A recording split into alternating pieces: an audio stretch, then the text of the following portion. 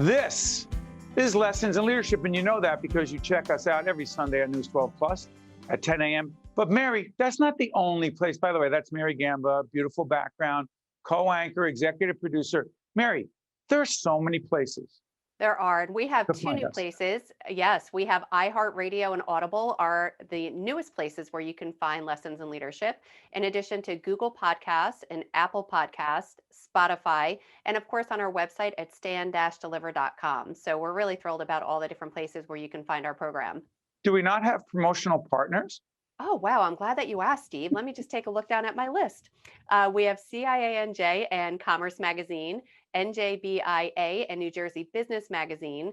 And I would also want to let people know they could follow you and us at Facebook at Steve Adubato, PhD. That's ADUBATO, and it'll be right up on screen, as well as on Twitter at Steve Adubato. Yep. And by the way, Sylvester on the back end and great post-production is going to be putting up the website, stand-deliver.com. Free articles, information. We're not trying to sell you anything. You know, not that there's anything wrong with that. We just don't do it. Hey, let's bring in our good friend. He knows more about communication, marketing, branding, and leadership than most. He is Randy Stoddard, Chief Marketing Officer at Delta Dental of New Jersey. Good to see you, Randy. Good to see you, Steve. It's great to be here with you and Mary. Looking forward to engaging discussion. You got it. By the way, he's got the nice, talk about brand. He's got the nice Delta Dental. By the way, underneath that, Delta Vision, is that the tagline, Randy? Delta Vision is a new product offering that we're coming out with. So we're trying to build some awareness around it, that you'll be able to get dental insurance and vision insurance from us here in the future. Hey, you notice if we were on our PBS side, we wouldn't be able to do what we just did. But you can do it right now. Hey, Randy, let's do this. I know we have a million things to talk about. And I also want to talk about the presentation you gave recently, bringing your company back to life post-COVID. But you were saying that you and your colleagues, where was it at your alma mater? We're talking about Zoom tips. Where was that? Vanderbilt. Oh, Vanderbilt. Excuse me. I'm a Rutgers guy, but it's all right. Now I'm a Seton Hall guy as one of our major sponsors, but go ahead. Hold on 1 second. Tell us some of the key Zoom tips that we should know. So, Vanderbilt School of Medicine has been doing a lot of studies that I've been reading up on the effect of video conferencing on the mind and the body. And what they found is that in general, it causes stress. It's overstimulation to be looking at a screen so long and seeing so many people moving around. And it pushes your focus and your cognitive process to the limit. So the things they recommend, one, when you're presenting or having a meeting, plan for Zoom fatigue. So the Zoom attention span they found through eye tracking, where they make you wear goggles and look at they watch you as you're on a Zoom meeting. They say you have a 10 minutes attention span. So a good thing to do is to add in some videos here and there, change topics, change speakers, or even make the meeting interactive. Another big thing is to turn off the self-view, because they also found through the eye tracking that people spend 90% of the time looking at themselves rather than looking at the rest of the audience. Randy, hold on 1 second. I enjoy looking at myself on camera. As do I. I'm looking at myself right now and nobody knows. What's wrong with that, Randy Stoddard? I tell you what, I mean, you're going to miss a lot of things that you would normally get if you were in person. So, when you're in an in-person meeting, you see the physical cues. You see somebody rolling their eyes or turning their head. And you also see the signs that we're innately born with to show empathy and understanding. So, there's a natural tendency to imitate body language and movements to show empathy. So if I am listening to you, Steve, and I start going this way and leaning this way, you might find yourself leaning that way. Or if I cross my hands like this, you may do that because we're built that way and wired that way. So if you're watching yourself, you miss all of that interaction besides the verbal interaction. And by the way, Mary, let's do a section on the stand-deliver.com website in which we offer some Zoom tips as well. We'll steal some from Randy and credit him. But you know what's so interesting? Mary, just the issue of looking into the camera, because Randy is down here on my screen, Mary's up on the left, but to make connection, it's into the camera. Marion, we do so many leadership and communication seminars. So many people are looking all over the place. How hard is it to make the connection right to the camera, Mary? It is so challenging, and I found it extremely challenging. So I have a Zoom trick of my own where I shrink up the Zoom box really close to the top of my screen.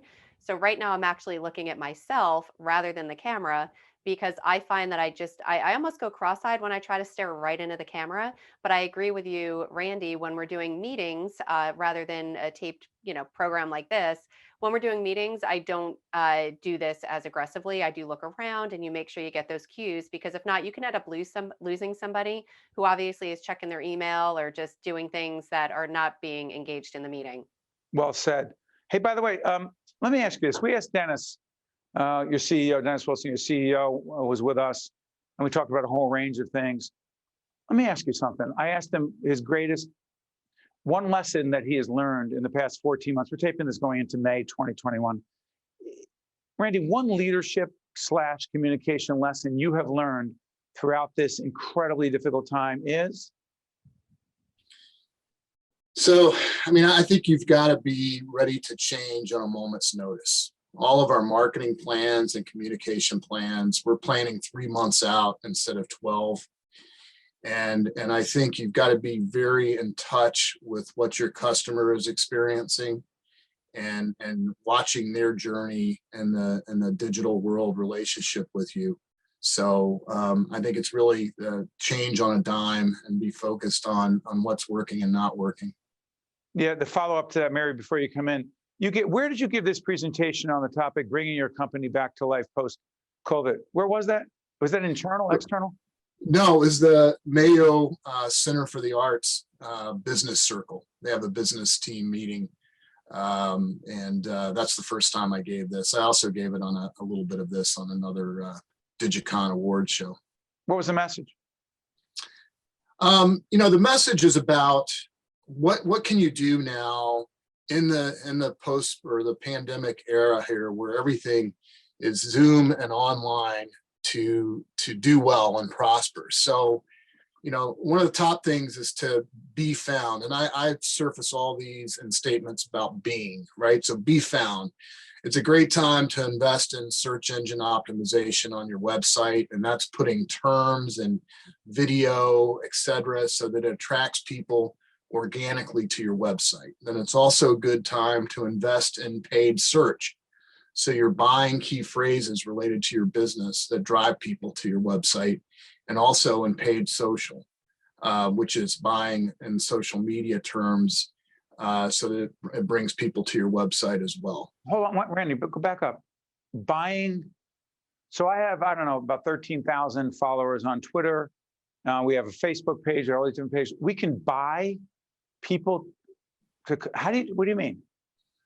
You can buy certain audience, so if you're searching on social media for health insurance or dental insurance, you might get a pop-up from Delta Dental. And that's paid social media. That's paid social media. Yeah, and there's a lot of other things you can do as well. So in paid search, so if you're searching in whatever web browser you use, the same thing. You're searching for a dentist or health insurance, et cetera, you get a pop-up from us. And we also have the ability to do something called geofencing. So I could geofence around a particular area, a medical office building, and somebody in there will get a pop-up from Delta Dental. Wow. By the way, tell everyone Delta Dental represents a fair number of oral specialists, dentists, et cetera, right? How many and where? So in the state of New Jersey alone, there's about 7,000 dentists, and we cover 94% or so, 92, 94% are members of our network. And that's across all specialties, whether it's a general practice dentist, a pediatric dentist, a dental surgeon, et cetera. We have all those dentists available in our network. You up in Connecticut too, or no? Connecticut as well. Yeah. Same thing, a little bit smaller state, but we have 92% of the dentists up there as well in our network. So we have the largest network of dentists of any dental benefits provider. Mary Gamba, go. Yeah, no, thank you, Steve. And Randy, we had talked about a little prior to this, just about the different stakeholders that you are trying to engage. You just talked about the dentist, your members, but you also have an extensive team of thousands of people. How did you make sure over the past few months that you continued to stay engaged, particularly when your team was working remote? What did you do to make sure that you were meeting and exceeding the needs of all of your different stakeholders? So, I'll start with just talking about our employees and early on in the pandemic, after we shut down, at least physically, we did a survey of all of our employees to find out about their communication preferences moving forward. How often did they want to hear from us? Did they want it live or video? Did they want just to hear from our CEO or other speakers? What kind of topics? And initially, what we found is that they wanted to hear from us every 4 to 6 weeks. They like the video format. We send it out in a text message with Call 'em All and also with email. And the main thing they were looking for is reassurance. They wanted to see and hear from our CEO and others that the business is continuing forward. They liked the operations update, not necessarily details, but it just gave them comfort to know the business was moving forward. And I think that was something that was very key for us. Then, we also have been doing all types of activities to keep our employees engaged. We've had a virtual volunteer week. We sent all of our employees a gift box for Customer Experience Month around the theme, tough times don't last, tough teams do. And so we've done a lot of things just to keep everybody engaged. Mary, I'm a quick follow-up on this. Leadership development. The culture of Delta Dental, and we've known you and Dennis for a long time. We talk about these things all the time. How do you promote and develop the potential leaders of the organization moving up and getting better? How do you do that? We offer all kinds of training. We try to assess where all of our associates are at least once a year, if not ongoing, and make sure we're helping them develop a career path and a plan. We also have mentor program. We have a leadership development program as well. So we have certain folks who will go into that program and develop skills over the course of 5 or 6 months that are going to help them succeed in the company. Yeah, before I let you go, Mary, the diversity piece is big. Yeah, definitely. Randy, can you talk a little bit about that? I mean, with everything going on in our country over the past few months, and unfortunately, things just seem to be getting worse and worse every day. Talk a little bit about how you addressed all of that going on. I mean, in addition to COVID having all of the divisiveness and things going on in our country. Particularly around race. Yes. So, we had a lot of discussion initially when everything, broke with George Floyd and everything else during the pandemic. And we decided to engage with our associates on all levels. So, initially, with George Floyd, we issued a statement to our employees, and we also dedicated a town hall to it. We were fortunate because we had already had a diversity and inclusion council in place for well over a year. But we did a lot more on top of that. We built a diversity and inclusion website and calendar of events. We made contributions to the Urban League. We created a matching program and website for associates with a choice of charities they can put forward. We now have a diversity book club. We have screensavers where we talk about all different kinds of people and groups every month. And we also issued a statement on Juneteenth, followed by a town hall, and we've made Juneteenth the company holiday moving forward. Right. A lot going on there. By the way, before I let you go, I know we're taping this as we go into May, but we have a big charity golf tournament that Delta Dental hosts up at Essex Fells Country Club that I'm honored to moderate, if you will, and it raises money for some great charities. Right, Randy? Yes, we're proud to be holding it once again. I believe it's our 31st annual golf classic to raise funds for Special Olympics in New Jersey, which is our flagship charity. Over the course of time, we've raised about $1.5 million dollars for them. It's a great organization. The unfortunately during the pandemic, they lost a lot of their events that were the source of funding. So we kept ours last year, and we're continuing forward this year. We look forward to seeing you out there, Steve, and getting on the course with you. Yeah, you could see my great golf game. I'm not that I'm bragging, I'm just saying. I don't know why I was never invited. Mary? I don't play golf. I'm just joking, Randy. You do not Well, want me to. you're welcome to come. I'm good at driving the golf don't do it, carts. Randy. I'm really good at that. Don't do it. She's a good athlete, not a good golfer. No. Randy Stoddard, Delta Dental, our great friends at Delta Dental, also support us on the public television side. Thank you, Randy. Best to you and Dennis and the team. Mary, Dennis, Steve. Lessons in Leadership right back after this. This edition of Lessons in Leadership with me, Steve Adubato, and my colleague Mary Gamba is brought to you by Valley Bank, the Buccino Leadership Institute at Seton Hall University, New Jersey Sharing Network, Prager Metis, the International Union of Operating Engineers, Local 825, and Seton Hall University, showing the world what great minds can do since 1856. This is Mary Gamba. If you want more leadership tips and tools, log on to stand-deliver.com. That's stand-deliver.com. Promotional support for this edition of Lessons in Leadership with me, Steve Adubato, and my colleague, Mary Gamba, has been provided by NJ.com, NJBIA, and New Jersey Business Magazine, CIANJ, and Commerce Magazine. Construction companies work at the heart of our communities. So do the operating engineers of Local 825, who build our roads and bridges and ensure the safe transmission of energy that keeps us on the move. Local 825 works with contractors as partners in quality, safety, and training. Our achievements stand as monuments to collaboration that will last for generations. This message has been brought to you by the members of Operating Engineers Local 825. Better building begins here. Welcome back. This is Lessons in Leadership. I want to thank our good friend Randy Stoddard from Delta Dental. We're about to introduce a really interesting friend that we did a pre-tape with, Principal Baruti Kafeli. He is an educational expert, a speaker, a consultant, and he also, every Saturday morning, I check this out, the Virtual Assistant Principal Leadership Academy. He's got hundreds, thousands of people joining in on Facebook Live.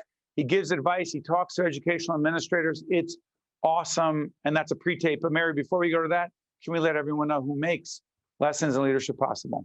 I am happy to do so. We'd like to do a huge shout out to Valley Bank, Prager Metis, the International Union of Operating Engineers, Local 825, Seton Hall University, and the Buccino Leadership Institute, and lastly, but not least, the New Jersey Sharing Network. And let me just clarify that Seton Hall University is my favorite university, favorite basketball team, just clarifying.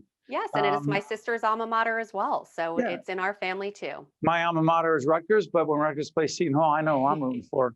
It's the Pirates. Hey, listen, this is Principal Baruti Kafeli. Every Saturday morning, check out his Facebook Live Virtual Leadership Academy. We do leadership academies. Mary, I have an idea, by the way, for our own Virtual Leadership Academy. And you'll see why after you check this out. It's really good. It is my honor to introduce a great leader, Principal Baruti Kafeli. He is a motivational speaker, educational expert, consultant, and Principal Kafeli Consulting is his company. You'll see the website up. So first of all, good to have you with us, Principal. Great to be with you. By the way, Principal Kafeli was at so many places, Newark Tech High School, Patrick Healy Middle School, Hubbard Middle School, goes on and on. But so check this out. There's a lot of garbage on social media. Stay away in many ways. But on Saturday mornings, 11 o'clock, I know where I'm going to be because a few weeks ago, I realized he was there. What goes on at 11 o'clock every Saturday, and what does it have to do with leadership, Principal? Yeah, the Virtual Assistant Principal Leadership Academy. every Saturday morning at 11 o'clock. And I created it because I have deemed many years ago that the most misunderstood and underutilized position in education is the assistant principalship. And I wanted to do something about it. And hence, that's one of the tools to changing the narrative of the assistant principal. You know, we're going to use this on our Lessons in Leadership program as well. But I got to ask you, when I came on, the level of engagement, interactivity, people say, you know, you can't connect with people remotely. Yeah, it's harder. We agree. We get that. But Principal Caffelli is going back and forth with people. They're asking questions. It's, by the way, Facebook Live, YouTube Live, Twitter Live. Check them out. Go on the website, find out. And I'm trying to get in the conversation, and I'm learning and listening. And I run leadership academies at all different kinds of places, and his is a lot better than mine. I learned an awful lot. How do you get that level of engagement, Principal? That thunder and lightning that I bring to it, it's a magnet, because it's one thing to bring the content, but when you're bringing that energy, that passion, it just says to the listener that he's into it. He's into this content, and he's into us, and that increases the viewership. You know, people want that energy because, you know, the weeks are tough, the times are tough, but you got a guy that's spending an hour, you know, bringing that level of passion. It's infectious. So, you know, we get a lot of people on there. Is there significance to what you wear on the weekends? Because you always wear these great. Okay, what do you wear? Negro Leagues. I somewhere along the way I became infatuated with the whole history of the Negro League. So I said, let me own as many jerseys as I can of the Negro League players and teams. So I have about 40 different jerseys. And that baseball, yeah. So we're talking Satchel Paige. We are talking. Give people. Jackie Robinson came out of that as well. Jackie Robinson, yeah, all of those players. So I wear their Negro League jerseys, including Willie Mays. You know, and Hank Aaron. You know, people were looking for me to wear the Hank Aaron jersey on that weekend that he passed, but I had just worn it 2 weeks prior. So I said, no, I'm not gonna wear it, but because I just wore it. But yeah, that's the way I take. That's just me demonstrating pride. You ready for this? Check. I'm sorry for interrupting, Principal. How about this one? Growing up in Newark, there were the Newark Bears, which was a team for the Yankees. They were a minor league farm team for the Yankees, but there was another team that some say was even better. The Newark Eagles. That's right, Larry Doby. I'm in Montclair. The great Larry Doby from Montclair, New Jersey, played for the Cleveland Indians, if I'm not mistaken. Did, yeah. I'm sorry, we're doing baseball history. Principal, let me ask you this: how much of leadership, and you talk about the Assistant Principal Leadership Academy, how much of leadership is about motivating others to be better than they even think they can be themselves on a daily basis? It matters. You know, my wife and I were just having that conversation about 15 minutes ago. Because you find there are people that don't even realize what they have. So you're born with these just unlimited gifts and talents within you, but you need somebody that can identify them and help you to bring them out. So that's a large part of leadership, being able to find those talents within an individual to create synergy, because some leaders feel that they have to do it all, not realizing they've got smarter people amongst them on their staff, but you've got to help them to find out what it is they have so we can hone in on it. And therefore we got a 1 + 1 = 3 effect synergy within the organization. Another leadership question. You're a visionary guy, a visionary leader. You know, out of the box. I try to be that as well. But at the same time, I send crazy, and I say this all the time, I send emails on the weekend to my staff about the smallest detail. I look and I go, that's not right. How can we fix that? And I'm sure they're thinking, seriously? Saturday morning? You're going to send that email? Can't you wait until Monday? I said, no, I'll wait till Monday till you respond. Question, leadership, big vision, no detail too small. You're shaking your head because? I believe in it. I give maximum attention to detail. You figure, you know, going back to the Saturday Academy, I'm not paid for that, but I'll spend an entire week preparing that lesson, which includes getting up 2-3 hours ahead of time to go back and prepare more so that all the details are covered, so that I'm not on that broadcast stuttering and forgetting and so forth. I want as close to perfection as I can. So the attention to detail, where a lot of folks probably wouldn't give it that kind of detail for something that they're not being compensated for. You know what? It's so interesting you're saying that. And by the way, to Elvin Badger, our great director who leads our behind the scenes team and all our producers, they get those emails and they're the best. There's a great team. But here's the funny thing. Where is the fine line in your view, Principal, between attending to those details and being an obsessive micromanager to the point where you just drive your people crazy? Listen, this is kind of like therapy right now. Talk to us, please. Yeah, well, there is a fine line, and I was you. I sent my staff a bulletin, typically on a Sunday morning at 10 o'clock. That was my ritual, 10 o'clock. Elvin, you listening to this? Yeah. I don't do Sunday morning. Well, I take that back. Go ahead. And they would, I said to them, I don't expect you to read this at 10 o'clock. But they're in church, but go ahead. Yeah, those that want to, it could be a church. Those that want to read it, and then you've got to jump on everybody else relative to the week forthcoming. So it was all about the week, so that when the staff meeting came, I didn't have to deal with administrative issues. I could deal with professional development. So read the administrative, and then let's deal with the nuts and bolts when we get to school on Monday afternoon at the staff meeting. So I was mindful of not bombarding them with emails, because I know they don't want to read a zillion emails from me. So I kind of put everything in that Sunday morning email, which included a commentary that I would write just reflective of my thoughts going into that new week. And I learned over time, they look forward to the commentary before they did everything else, because it was me speaking now. See, everything else was just the work. But now the commentary, this is what I'm thinking at 10 o'clock. Or 9 o'clock when I start writing it, or 8, whatever it was. This is what I'm thinking right now going into the new week. And folks wanted to know, because I'm the leader. So what's the leader thinking? Like I said, you're the teacher, I'm the student, and you just gave me an idea for a Sunday morning email to everyone on our team. Plan a week ahead, little Steve's commentary. Yeah. It's not, and if they get upset, Principal, I'm gonna just say I was following your lead. Are we all right with that? That's it. And that commentary may have nothing to do with the work. That commentary may just be what I'm thinking about, whatever. Yes.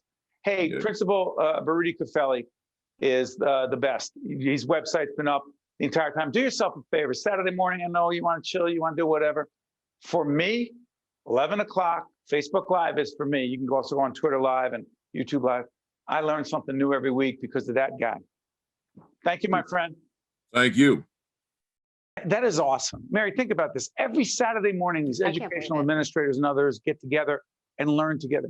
How great is that? So inspiring, and what better time to do it, and what a great person to do it. He's inspirational, he's motivational, he practiced what he preaches, and I was just truly inspired watching that. And the fact that, listen, there are a whole bunch of things you can't do right now. You want to be in person, want to do everything together. Okay. Right now, you can't do it exactly the way you want to, but Principal Cafelli is so innovative and creative. He looked at the technology and said, wait a minute, I can do this. This is what I can do. So if we obsess over what we can't do, that's a long list.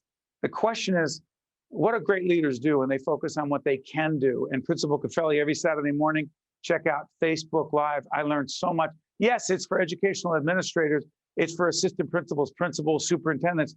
For me, doesn't matter.